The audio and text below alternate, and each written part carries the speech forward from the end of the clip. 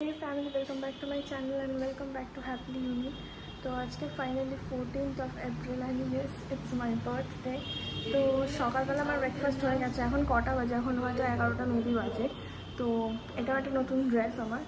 তো সকালে ব্রেকফাস্ট আমি অ্যাড করে দেবো, ক্লিপটা নিয়েছিলাম। তো আজকে স্পেশালি আমার কোনো প্ল্যান নেই, শুধু খাওয়ার প্ল্যানটা আছে। তো আজকে সারাদিনে যেটা খাবো ওটা তোমাদের সাথে নিশ্চয়ই শেয়ার করবো। Stay tune in my blog.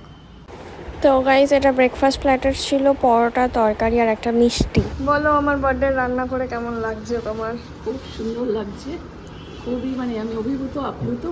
আমি যেন পারি যে কদিন বেঁচে থাকবো রান্না করে দিতে। ঠাকুর আমাকে তুমি একটু শক্তি দিও। আচ্ছা, তো গাইজ এই রান্নার মেনু হয়েছে। এবার আমি নিজেও জানি না আমি কতদূর খেতে পারবো কতদূর না পারবো, বাট ট্রাই করবো।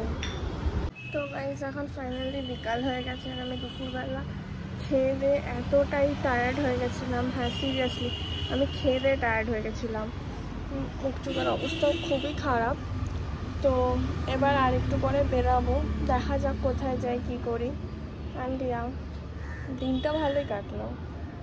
তো গাইজ এখন আমি ফাইনালি রেডি হয়ে গেছি বেরোনোর জন্য।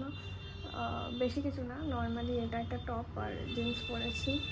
তো কোথায় যাব আমি আপাতত এখনও অবধি জানি না। তো চলো, যেখানে যাচ্ছি ওখানে গিয়ে তোমাদের সাথে দেখা করছি। অ্যান্ড হ্যাঁ, আজকে একটা আমি গিফট পেয়েছি, সেটা হলো এটা আমার দিদা আমাকে দিয়েছে। কেমন হয়েছে তোমরা কমেন্টে প্লিজ জানিও।